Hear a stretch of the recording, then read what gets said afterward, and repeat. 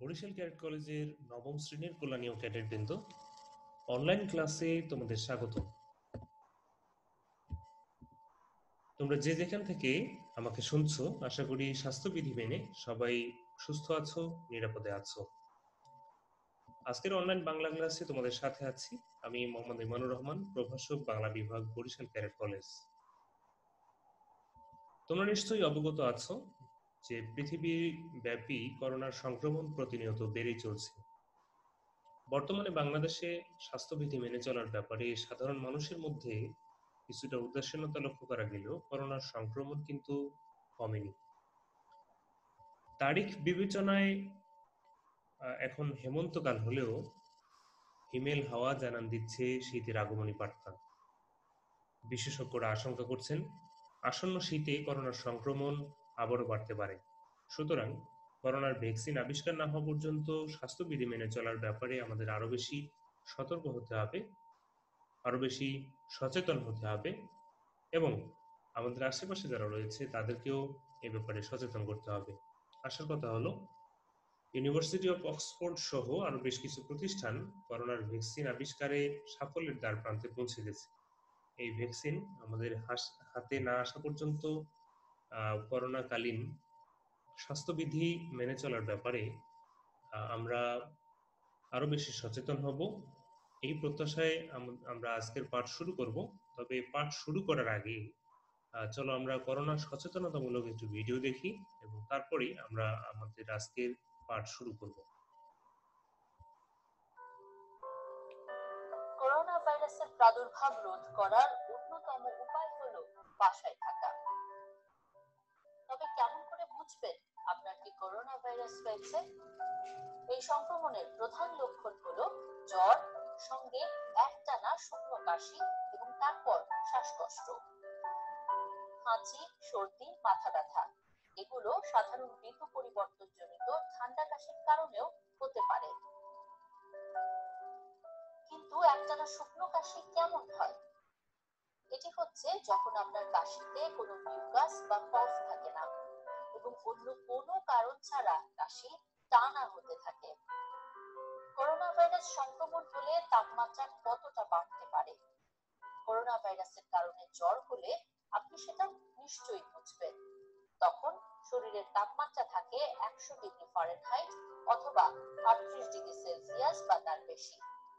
যদি হাতের কাছে থার্মোমিটার নাও থাকে, আপনি শরীরে জ্বর অনুভব করবেন এবং কেউ আপনার বুক বা পিঠ স্পর্শ করলে সেই তাপ অনুভব করতে পারবে।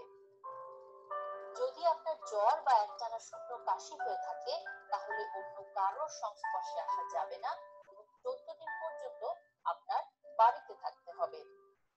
যদি আপনি পরিবারের অন্য সদস্যদের সাথে বাস করেন, তাহলে আলাদা ঘরে থাকুন এবং আলাদা বাথরুম ব্যবহার করুন। আপনার বাড়ির যারা আপনার সংস্পর্শে এসেছে তাদের সকলকে 14 দিন পর্যন্ত বাসায় থাকতে হবে। যদি আপনার জ্বর সঙ্গে শুকনো কাশি হয়ে থাকে এবং আপনি করোনা আক্রান্ত রোগীর সংস্পর্শে এসে থাকেন অথবা করোনা আক্রান্ত এলাকা বা দেশে ভ্রমণ করে থাকেন, তাহলে corona.gov.bd/covid19 টেস্টে গিয়ে আপনার সম্ভাব্যতা যাচাই করুন বা সরকারের করোনা ভাইরাস হটলাইন নম্বর 333 অথবা 16263 এই নম্বরে যোগাযোগ করুন। তবে যদি আপনার শ্বাসকষ্ট শুরু হয়, তাহলে শীঘ্রই চিকিৎসার জন্য হাসপাতালে যেতে হবে। ভিডিওটি দেখার জন্য সবাইকে ধন্যবাদ। আমরা এবারে জেনে নেব আমাদের আজকের পাঠ পরিচিতি। তোমরা তোমাদের নবম দশম শ্রেণীতে পাঠ্য বাংলা ভাষার ব্যাকরণ বইটির একটি প্রচ্ছদ দেখতে পাচ্ছ। আমরা এই বই থেকে তৃতীয় অধ্যায় প্রথম পরিচ্ছেদের পুরুষ ও স্ত্রীবাচক শব্দ সম্পর্কে আজকে আলোচনা করব। তাহলে আমাদের আজকের পাঠ পুরুষ ও স্ত্রীবাচক শব্দ। এবারে আমরা জেনে নেব আলোচ্য বিষয় সম্পর্কে। আজকের আলোচনায় যে বিষয়গুলো উঠে আসবে সেগুলো হচ্ছে পুরুষ ও স্ত্রীবাচক শব্দের সংজ্ঞা, বাংলা পুরুষ ও স্ত্রীবাচক শব্দের প্রকারভেদ, বাংলা স্ত্রী প্রত্যয় যোগে স্ত্রীবাচক শব্দ গঠন, নিত্য স্ত্রীবাচক শব্দ, সংস্কৃত স্ত্রী প্রত্যয় যোগে স্ত্রীবাচক শব্দ গঠন এবং বিশেষ নিয়মে সাধিত স্ত্রীবাচক শব্দ। শিক্ষণফল অর্থাৎ আজকের পাঠ শেষে আমরা যে বিষয়গুলো শিখব সেগুলো হচ্ছে, এই পাঠ শেষে তোমরা পুরুষ ও স্ত্রীবাচক শব্দের সংজ্ঞা ব্যাখ্যা করতে পারবে, বাংলা পুরুষ ও স্ত্রীবাচক শব্দের প্রভাবের সম্পর্কে জানবে, বাংলা স্ত্রী প্রত্যয় যোগে স্ত্রীবাচক শব্দ গঠন করতে পারবে, নিত্য স্ত্রীবাচক শব্দ বলতে পারবে, সংস্কৃত স্ত্রী প্রত্যয় যোগে স্ত্রীবাচক শব্দ গঠন করতে পারবে এবং বিশেষ নিয়মে সাধিত স্ত্রীবাচক শব্দ গঠনের নিয়ম উদাহরণস্বরূপ ব্যাখ্যা করতে পারবে। তো প্রথমেই আমরা জেনে নেই পুরুষ ও স্ত্রীবাচক শব্দ সম্পর্কে। সব ভাষায় লিঙ্গভেদে শব্দভেদ আছে, বাংলা ভাষায়ও আছে। বাংলা ভাষায় বহু বিশেষ্য পদ রয়েছে যাদের কোনোটিতে পুরুষ ও কোনোটিতে স্ত্রী বোঝায়। যে শব্দে পুরুষ বোঝায় তাকে পুরুষবাচক শব্দ বলে এবং যে শব্দে স্ত্রী বোঝায় তাকে স্ত্রীবাচক শব্দ বলে। যেমন বাপ মা, এখানে বাপ হচ্ছে পুরুষবাচক শব্দ, মা হচ্ছে স্ত্রীবাচক। এরপর হচ্ছে ভাই বোন ছেলে মেয়ে, কেউই মৃত্যুর সময় তার কাছে ছিল না। এখানে বাপ ভাই ও ছেলে এগুলো হচ্ছে পুরুষবাচক শব্দ, আর মা বোন এবং মেয়ে এগুলো হচ্ছে স্ত্রীবাচক শব্দ। তৎসম পুরুষবাচক বিশেষ্য শব্দের সঙ্গে পুরুষবাচক বিশেষণ ব্যবহৃত হয় এবং স্ত্রীবাচক বিশেষ্য শব্দের সঙ্গে স্ত্রীবাচক বিশেষণ ব্যবহৃত হয়। এই নিয়মটি কিন্তু গুরুত্বপূর্ণ। এই ক্ষেত্রে বাংলা এবং তৎসম বা সংস্কৃত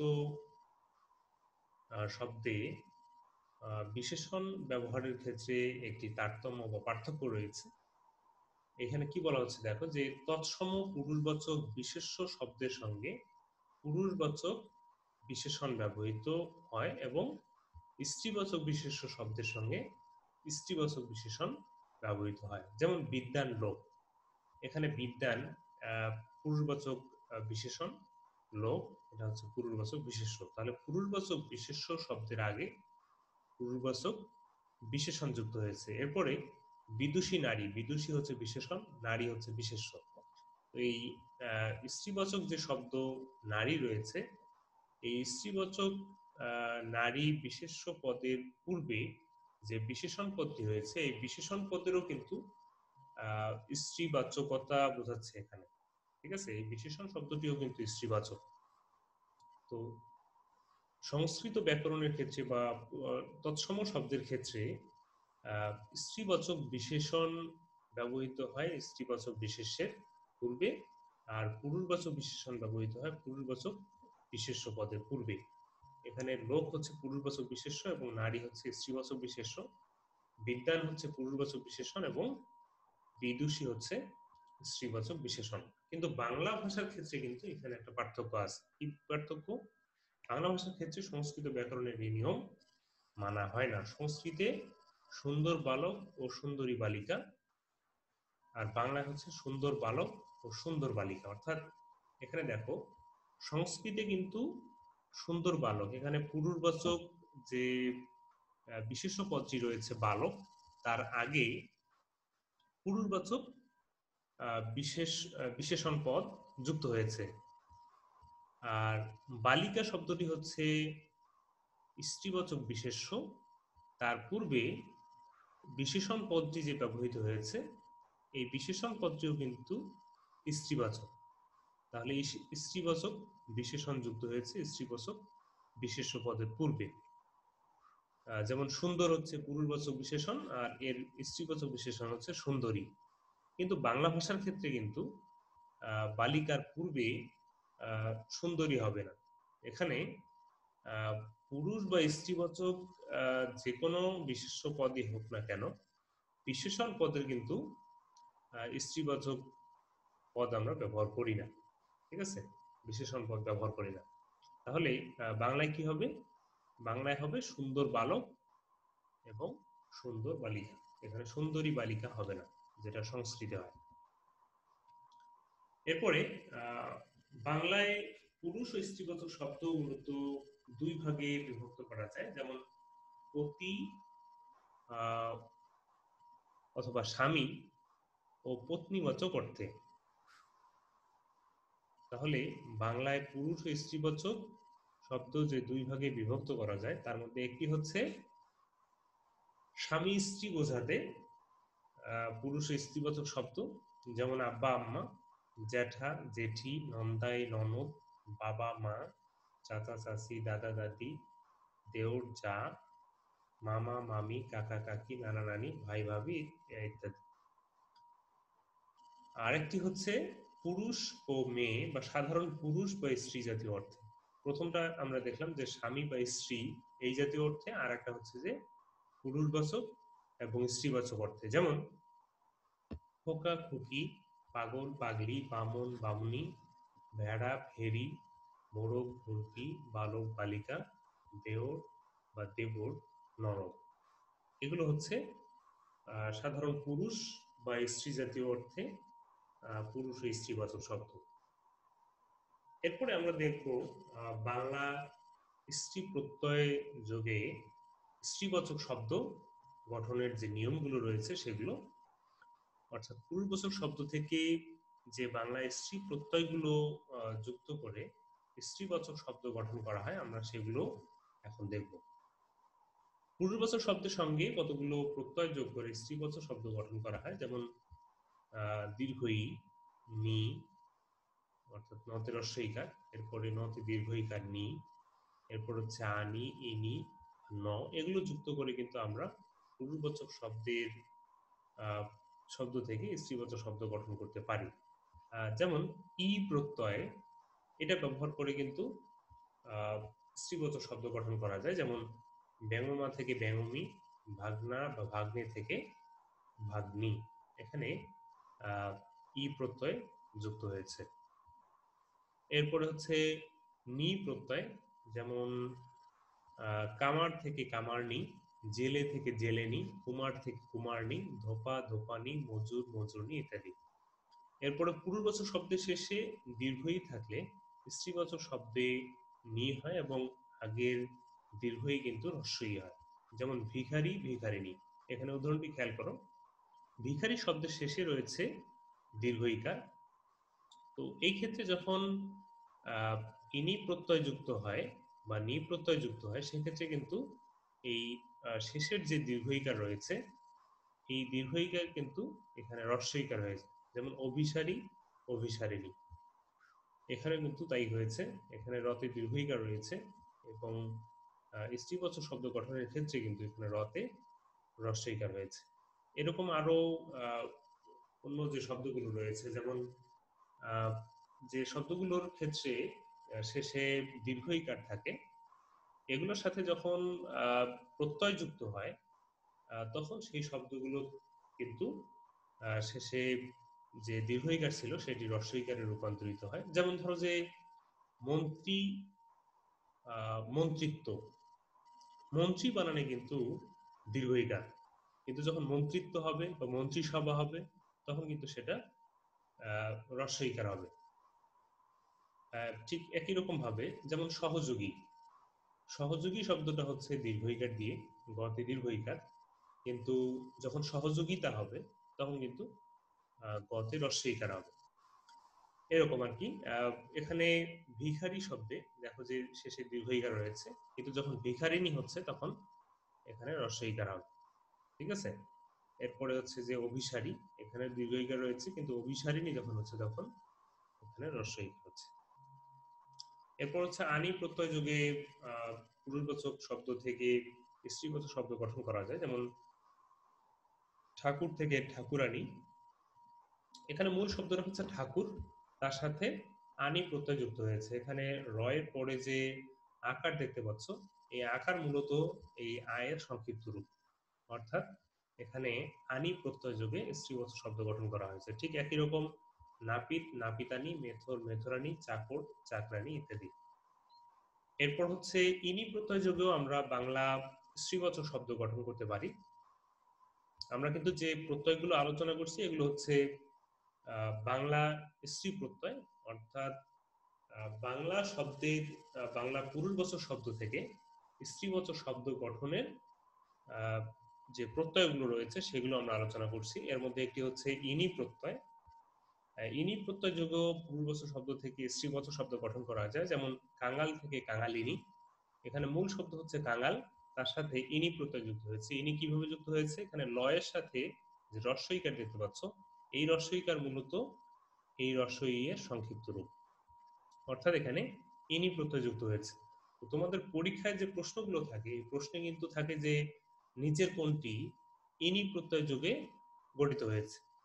তো এখানে কাঙালিনীও থাকতে পারে, এখানে কামারনীও থাকতে পারে, আবার ঠাকুরানীও থাকতে পারে, নাপিতানীও থাকতে পারে। তো ঠাকুরানী নাপিতানী এগুলোতে কিন্তু আনি প্রত্যয় যুক্ত হয়েছে, আর এখানে যে কাঙাল কাঙালিনী এখানে ইনি প্রত্যয় যুক্ত হয়েছে। মূলত শব্দের মূলটাকে তোমাদের বিবেচনায় নিতে হবে। এখানে কাঙালিনী শব্দের মূল কি? কাঙাল। তো এই কাঙালের সাথে কি যুক্ত হয়েছে? ইনি যুক্ত হয়েছে। তো এগুলো এইভাবে একটু খেয়াল রাখতে হবে। ঠিক একই রকম গোয়ালা থেকে গোয়ালিনী, বাঘ থেকে বাঘিনী। এরপরে উন প্রত্যয় কিংবা আইন প্রত্যয় যোগেও কিন্তু পুরুষবাচক শব্দ থেকে স্ত্রীবাচক শব্দ গঠন করা যায়, যেমন ঠাকুর থেকে ঠাকুরুন বা ঠাকুরানী, বা ঠাকুরাইন, ঠাকুরাইনও হতে পারে। তো বাংলায় কতগুলো তৎসম স্ত্রীবাচক শব্দের পরে আবার স্ত্রীবাচক প্রত্যয় ব্যবহৃত হয়, যেমন অভাগা, অভাগিনী। তো অভাগা শব্দটি কিন্তু এখানে স্ত্রীবাচক শব্দ, আবার এটিরই স্ত্রীবাচক শব্দ গঠন করা যায় ইনি প্রত্যয় যোগে। আবার ননদাই, ননদিনী বা ননদী। তো যে শব্দগুলোর শেষে মূলত কার চিহ্ন থাকে, যেমন আকার থাকতে পারে, হ্রস্বইকার থাকতে পারে বা দীর্ঘইকার, আহ, সেগুলো তো সাধারণত আমরা জানি যে স্ত্রীবাচক শব্দ। তো এই সংস্কৃতে স্ত্রীবাচক শব্দের পরে আবার স্ত্রীবাচক প্রত্যয় কিন্তু ব্যবহৃত হতে পারে। আর এরপরে নিত্য স্ত্রীবাচক কিছু শব্দ রয়েছে, অর্থাৎ যে শব্দগুলোর আসলে পুরুষবাচক শব্দ নেই, এগুলো শুধু স্ত্রীবাচক শব্দ হিসেবেই ব্যবহৃত হয়, যেমন সতীন, সৎমা, এও, দাই, সদবা, এগুলো কিন্তু নিত্য স্ত্রীবাচক বাংলা শব্দ। তো পরীক্ষায় কিন্তু তোমাদের এখান থেকে প্রশ্ন থাকে যে নিচের কোনটি নিত্য স্ত্রীবাচক শব্দ, বা নিচের কোনটি নিত্য স্ত্রীবাচক বাংলা শব্দ।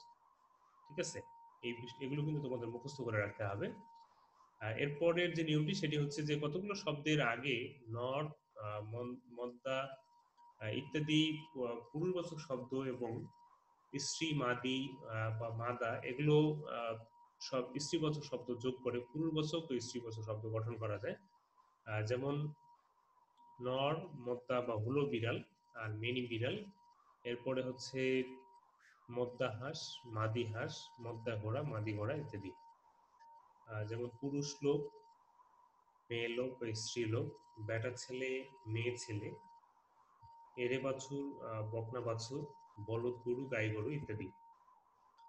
এরপর কতগুলো পুরুষবাচক শব্দের আগে স্ত্রীবাচক শব্দ প্রয়োগ করে স্ত্রীবাচক শব্দ গঠিত হয়, যেমন কবি, মহিলা কবি, ডাক্তার, মহিলা ডাক্তার, সভ্য, মহিলা সভ্য, কর্মী, মহিলা কর্মী, শিল্পী, মহিলা বা নারী শিল্পী, সৈন্য, নারী বা মহিলা সৈন্য, পুলিশ, মহিলা পুলিশ ইত্যাদি। কতগুলো শব্দের শেষে পুরুষ ও স্ত্রীবাচক শব্দ যোগ করে পুরুষ ও স্ত্রীবাচক শব্দ গঠন করা হয়, যেমন বোনপো, বোনঝি, ঠাকুরপো, ঠাকুরঝি, ঠাকুরদাদা, ঠাকুরদা বা ঠাকুরমা, গয়লা বউ, গয়লা, গয়লা বউ, জেলে, জেলে বউ। এখানে গয়লা শব্দটা তোমাদের কাছে একটু নতুন মনে হতে পারে। গয়লা হচ্ছে দুগ্ধ ব্যবসায়ী যারা, তাদেরকে বোঝায়। এরপরে জেলে, যারা মাছ ধরে, এটা জানো তোমরা, জেলে বউ ইত্যাদি।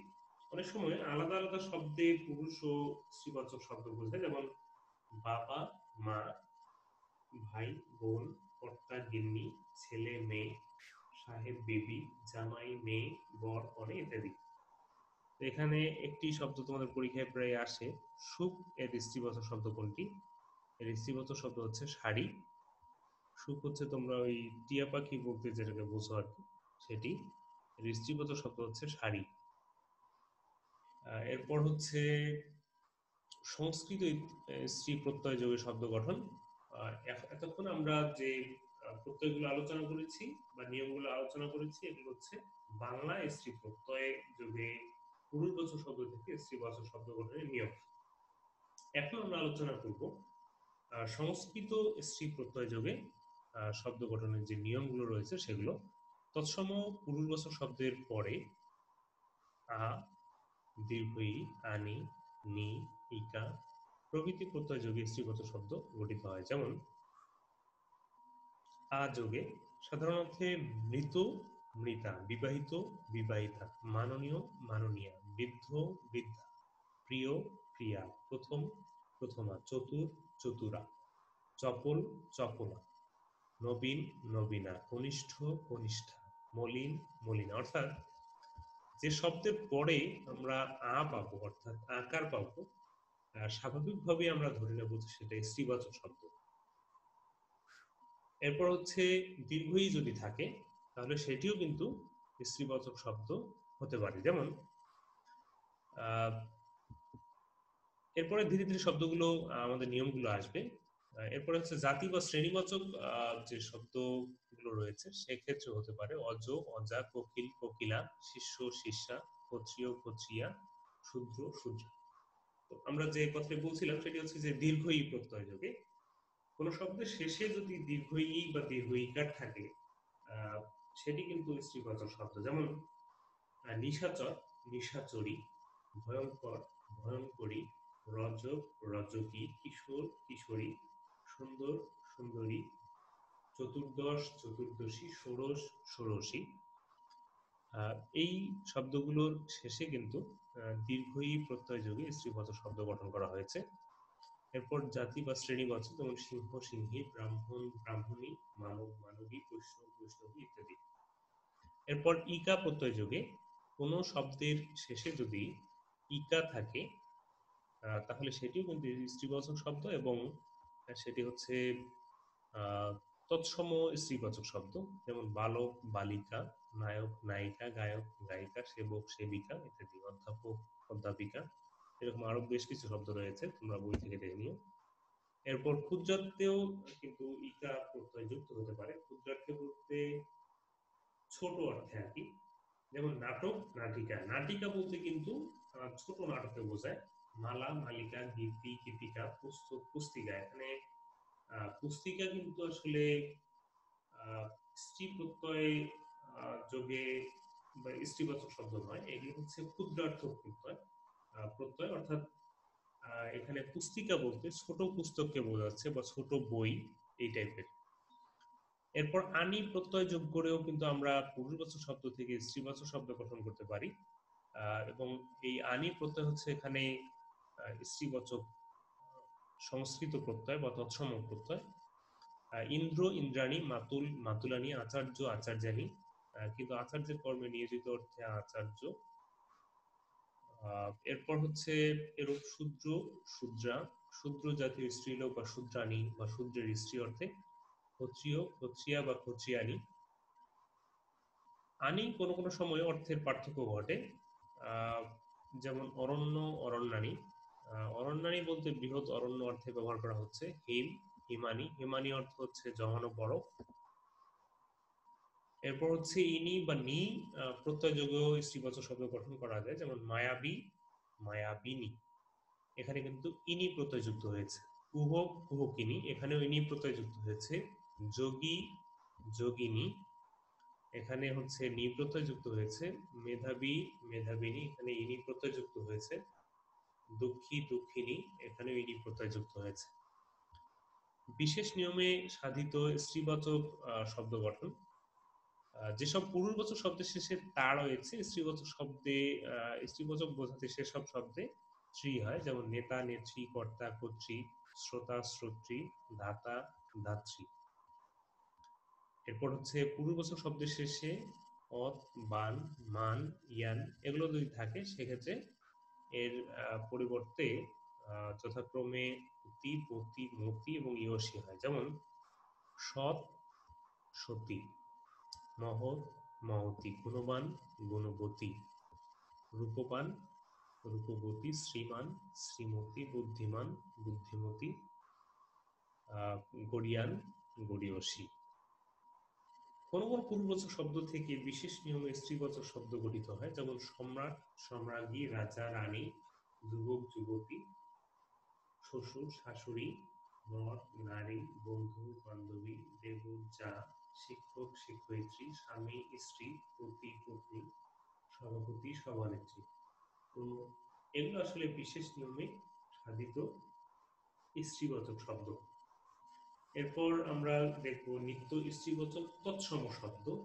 এর আগে আমরা দেখেছিলাম যে নিত্য স্ত্রীবাচক বাংলা শব্দ, ঠিক একই রকম তৎসমের ক্ষেত্রেও কিন্তু নিত্য স্ত্রীবাচক কিছু শব্দ রয়েছে। এই শব্দগুলো কিন্তু তোমাদের মুখস্থ রাখতে হবে, পরীক্ষায় প্রায়ই আসে। যেমন সতী, অর্ধাঙ্গিনী, কুলটা, বিধবা, অসূর্যস্পর্শা, অরক্ষণীয়া, শপথনী ইত্যাদি। এই শব্দগুলো নিত্য স্ত্রীবাচক শব্দ হিসেবে ব্যবহৃত হয়। এগুলো আসলে পুরুষবাচক কোনো শব্দ নেই।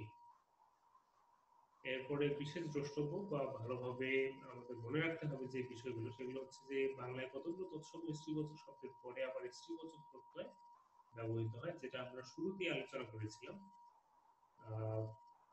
সেটির মতোই যেমন অভাগা, অভাগী। অভাগা শব্দটা কিন্তু এটি স্ত্রীবাচক শব্দ, আবার অভাগী এটারই স্ত্রীবাচক, এটার সাথেও স্ত্রীবাচক প্রত্যয় যুক্ত হয়েছে, বা অভাগিনী। ননদাই এটি স্ত্রীবাচক শব্দ, আবার এর সাথে স্ত্রী প্রত্যয় যুক্ত করে আবার এটাকে স্ত্রী বাচক শব্দ করা হয়েছে, যেমন ননদিনী বা ননদী। তৎসম পুরুষবাচক বিশেষ্য শব্দের সঙ্গে পুরুষবাচক বিশেষণ ব্যবহৃত এবং স্ত্রীবাচক শব্দের সঙ্গে স্ত্রীবাচক বিশেষণ ব্যবহৃত হয়। আর এটি কিন্তু আমরা শুরুতে আলোচনা করেছিলাম। কতগুলো শব্দে কেবল পুরুষ বোঝায়, অর্থাৎ নিত্য পুরুষবাচক শব্দ এগুলো, যেমন কবিরাজ, ঢাকি, কৃতদার, অকৃতদার, এগুলো এগুলো হচ্ছে এমন শব্দ যেগুলো হচ্ছে স্ত্রীবাচক শব্দ নেই। এরপর কতগুলো শব্দ শুধু স্ত্রীবাচক হয়, যেমন সতীন, সৎমা, সদবা ইত্যাদি। এরপর কিছু পুরুষবাচক শব্দের দুটি করে স্ত্রীবাচক শব্দ রয়েছে, যেমন দেবর একটি পুরুষবাচক শব্দ, এর স্ত্রীবাচক দুটি শব্দ রয়েছে, যেমন ননদ, যেটা হচ্ছে দেবরের বোন অর্থে ব্যবহার করি আমরা, আর একটা হচ্ছে যা, দেবরের স্ত্রী।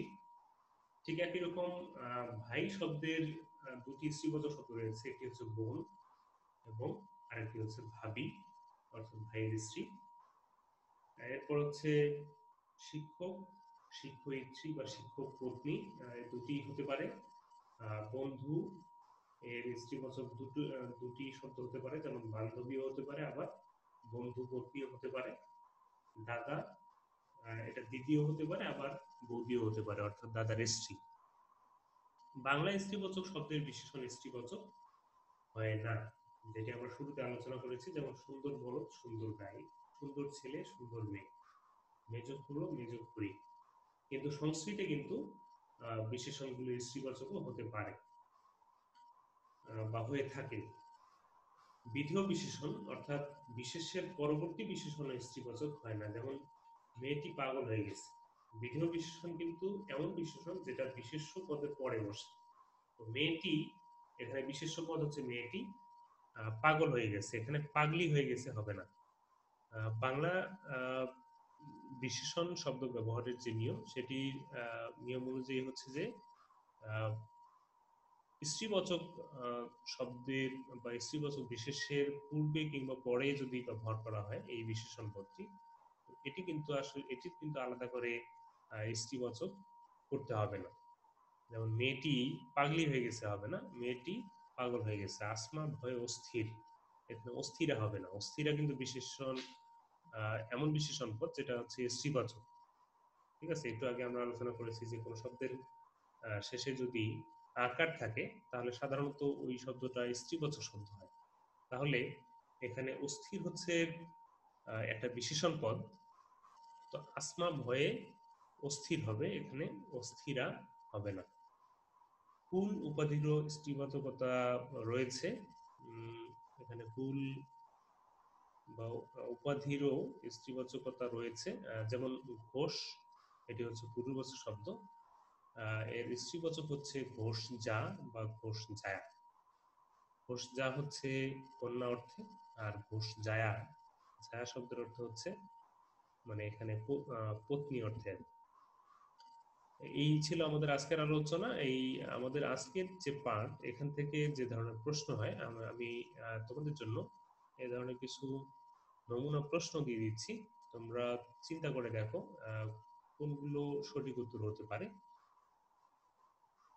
নিচের কোনটি নিত্য স্ত্রীবাচক শব্দের উদাহরণ? এখানে 4টি শব্দ দেওয়া রয়েছে: সধবা, প্রথমা, নবীনা, পাঠিকা। কোনটি সঠিক উত্তর তোমরা চিন্তা করতে থাকো। এরপর 2 নম্বর যে প্রশ্নটি রয়েছে, সুখ, শাড়ি শব্দ কিভাবে গঠিত হয়েছে? এখানে নিয়মটা তোমাদের উল্লেখ করতে হবে। এরপর হচ্ছে নিত্য পুরুষবাচক শব্দ কোনটি? এখানে 4টি শব্দ রয়েছে, এর মধ্যে একটি নিত্য পুরুষবাচক শব্দ রয়েছে, কোনটি সেটি তোমরা চিন্তা করো। এরপর যেসব পুরুষবাচক শব্দের শেষে তা রয়েছে, স্ত্রীবাচক বোঝাতে সেসব শব্দে কি হয়? এরপর ইনি স্ত্রী প্রত্যয় যোগে গঠিত স্ত্রীবাচক শব্দ কোনটি? মালি শব্দের স্ত্রীলিঙ্গ কোনটি? তোমাদের বাড়ির কাজ দিয়ে দিচ্ছি। উপরের যে নমুনা প্রশ্নগুলো রয়েছে, বহু নির্বাচনী প্রশ্নগুলো, এই প্রশ্নগুলোর উত্তর মন্তব্যের ঘরে লিখে দিতে হবে। এটি তোমাদের বাড়ির কাজ হিসেবে থাকবে। আর আজকের পাঠ শেষ করব, তবে আজকের পাঠ সংশ্লিষ্ট তোমাদের যদি কোনো জিজ্ঞাসা থাকে তাহলে তোমরা সেটিও মন্তব্যের ঘরে জানিয়ে দিতে পারো। এই করোনাকালে তোমরা বাড়িতে থাকো, নিরাপদে থাকো, স্বাস্থ্যবিধি মেনে চলো। বিশেষ প্রয়োজনে বাইরে যেতে হলে অবশ্যই স্বাস্থ্যবিধি মেনে বাইরে যেতে হবে, মাস্ক পরিধান করতে হবে এবং বাইরে থেকে ফেরার পরপরই সাবান বা হ্যান্ড স্যানিটাইজার দিয়ে নিজের হাতকে জীবাণুমুক্ত করে নিতে হবে। সবাই সুস্থ থাকো, নিরাপদে থাকো, স্বাস্থ্যবিধি মেনে চলো। নিরন্তর শুভকামনা। সবাইকে অসংখ্য ধন্যবাদ।